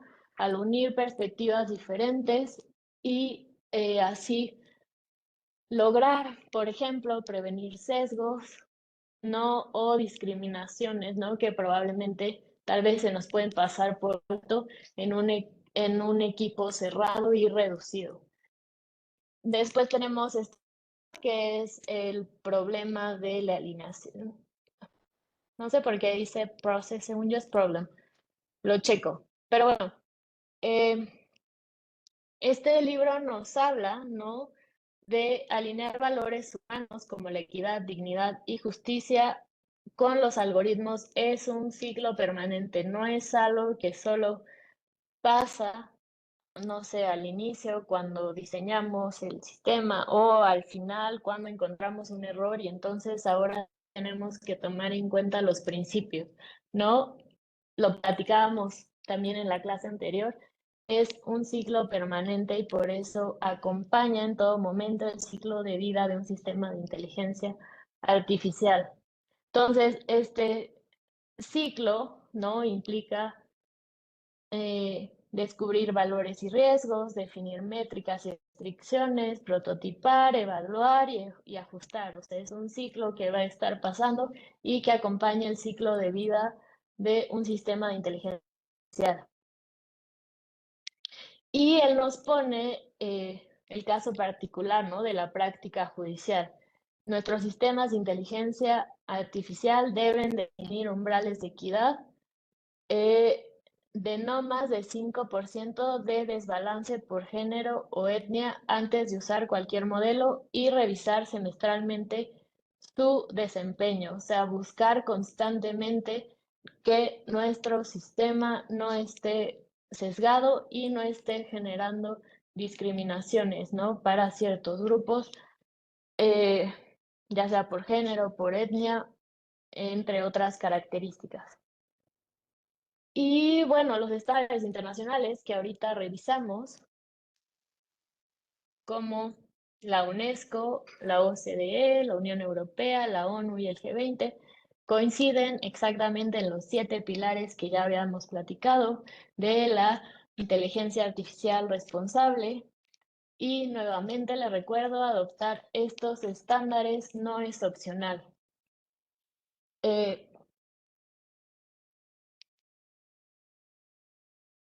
Estos principios y sus estándares y buenas prácticas crean un marco común y legitiman el uso de la IA en todos los niveles del sistema de justicia. Entonces, bueno, este llamado a la acción es muy similar al marco de acción que vimos para los operadores de justicia. Lo voy a leer rápido, pero va en los mismos puntos, ¿no? Implementar y actualizar continuamente, con esto me refiero a siempre buscar y analizar el respeto de los principios en todo el ciclo de vida de los sistemas de inteligencia artificial, generar evaluaciones de impacto, ¿no? Antes de cualquier despliegue del sistema, mantener nuestras auditorías de equidad cada cierto tiempo, un registro transparente de cada consulta algorítmica que hagamos, tener ese comité interno de ética de inteligencia artificial sería ideal. Tener una capacitación, aquí le puse semestral, pero puede ser con cualquier periodicidad, pero que sí sea continua. Los que les decía, protocolos de apelación o revisión rápida, ¿no? Poner un protocolo que le permita a la gente, si se ve afectada, comunicarlo y que se pueda, se me fue la palabra, que se pueda redimir o de alguna forma compensar el error que se cometió, si es que se cometió. Y construir confianza ciudadana, ¿no? La transparencia en el uso de la inteligencia artificial genera credibilidad. Si nosotros somos transparentes de cómo estamos implementando y cómo estamos usando los sistemas de inteligencia artificial, vamos a generar mayor credibilidad y mayor confianza en las personas. Y pues sí, la justicia asistida por inteligencia artificial solo será legítima si la sociedad sabe que sus derechos están siendo protegidos por un marco ético robusto y dinámico. Entonces, esta es una reflexión final. En la era digital, la inteligencia artificial no es neutra, puede amplificar la justicia o profundizar la injusticia.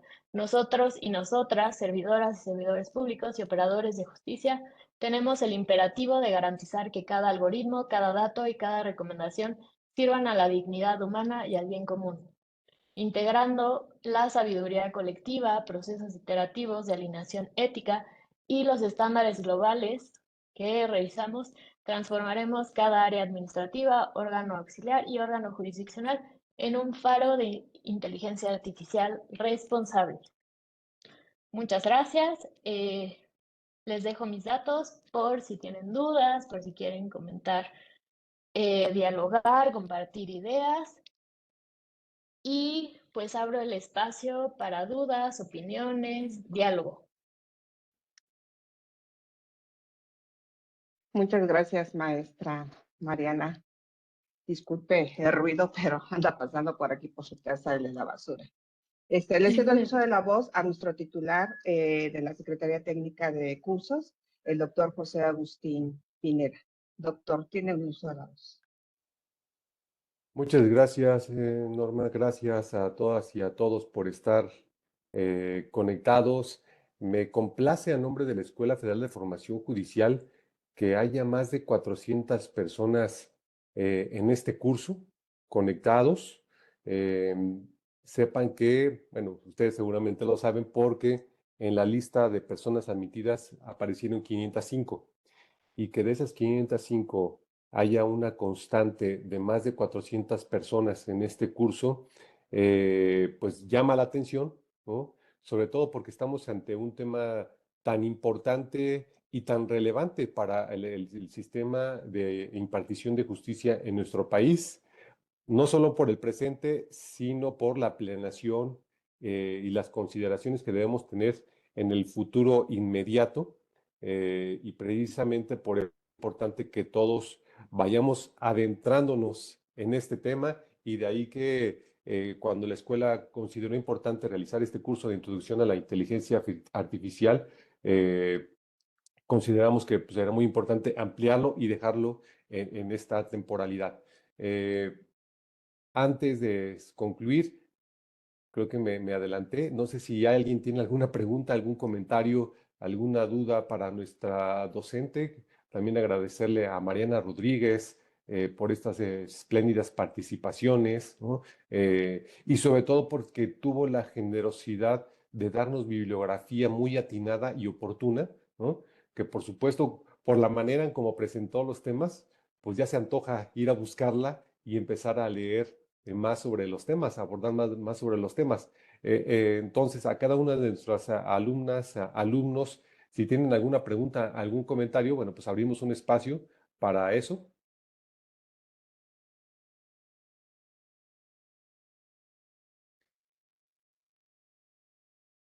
Yair ya por ahí hizo alguna pregunta. Bueno, ajá. Carlos Darío Armenta alzó la mano. ¿Puedes usar el micro, por favor? Puedes activar tu micro.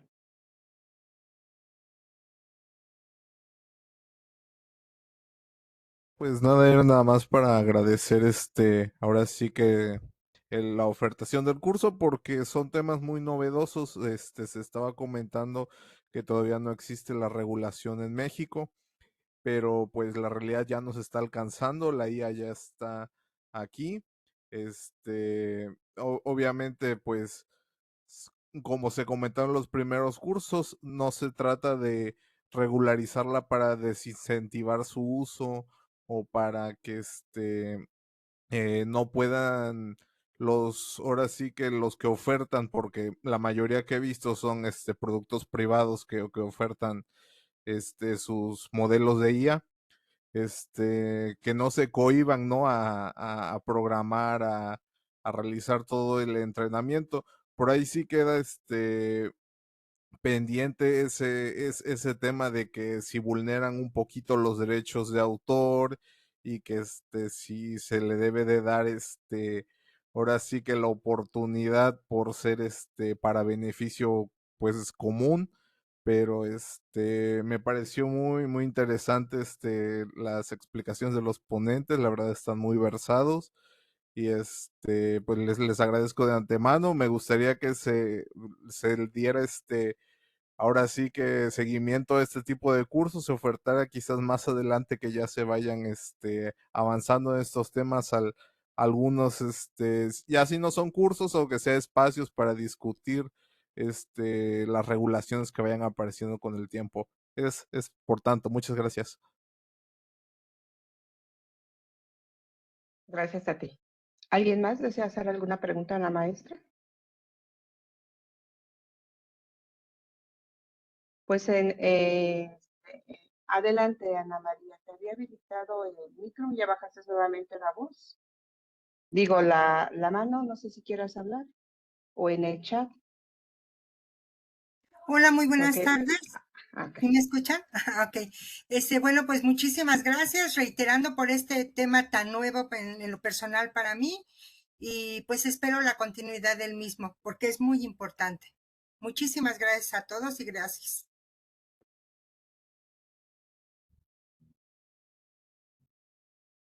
Gracias a ti.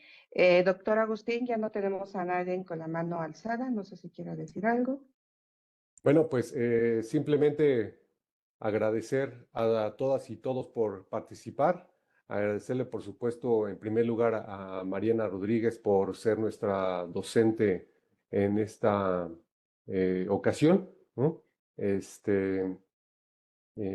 Sin duda, pues todo lo que nos aportó ha sido excelente y el objetivo de este curso, como se señaló de inicio y como está en la convocatoria, es comprender los fundamentos, riesgos y aplicaciones básicas de la inteligencia artificial y, por supuesto, identificar buenas prácticas para su uso responsable en la función jurisdiccional que les compete a cada una y a cada uno de ustedes. Entonces, a lo largo de estas 10 horas que iniciamos el 26 de mayo y concluimos hoy, pues la intención precisamente es que ustedes se queden con estas ideas. Ya para ustedes no va a ser novedoso hablar ahora de sesgos, de algoritmos, de deepfakes, de dark patterns, ¿no? Ya son fenómenos o temas que para ustedes son de mucho interés.